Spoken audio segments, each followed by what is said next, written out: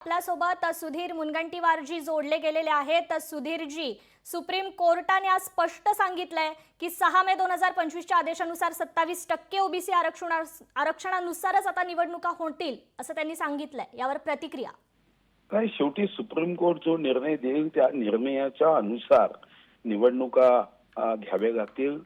निवडणूक आयोग या पद्धतीने सुप्रीम कोर्टाच्या निर्देशाचं पालन करेल।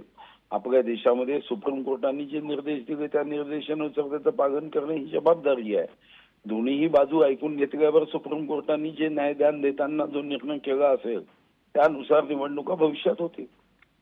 जी सुधीरजी, पण यामुळे आता ओबीसी नेत्यांना देखील फायदा होईल अशी चर्चा देखील आहे। चांगली गोष्ट आहे। ओबीसी समाजाला न्याय दिला पाहिजे या दृष्टीने याचा उपयोग आणि याचा फायदा निश्चित होईल।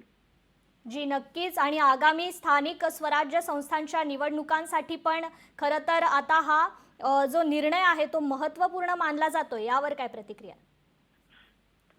नाही, आता खरं तर स्थानिक स्वराज्य संस्थेच्या निवडणुकीला खूप उशीर झाला आणि मला व्यक्तिगत पद्धतीने वाटते की लोकशाहीमध्ये अपेक्षित नसतं। जी निश्चित। धन्यवाद सुधीरजी, तुम्ही दिलेल्या या प्रतिक्रियेबद्दल।